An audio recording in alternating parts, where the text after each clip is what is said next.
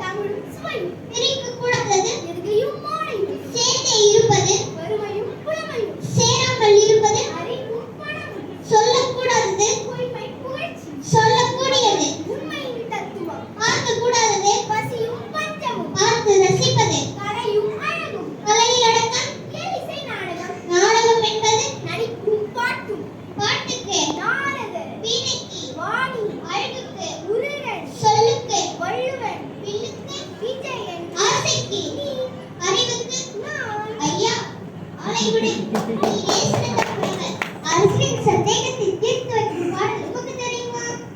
அனைத்தும் அறிவேன். அந்த பாடலை கொடுக்க அரசன் என்ன பரிசு தருகிறார்களோ அதை நான் உம்மிடம் தருகிறேன்.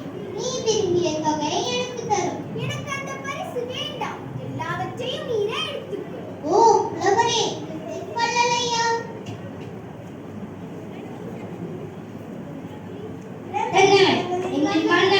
திறமையுடன் முத்தமிழ் சங்கத்தை காத்திடும் கோவலன், நீதிக்கு முதல்வன், மக்களின் காவலன், வேந்தற்கு வேந்தன், கல்வி தலைவன், செண்பக பாண்டியர் வாழ்க வாழ்க.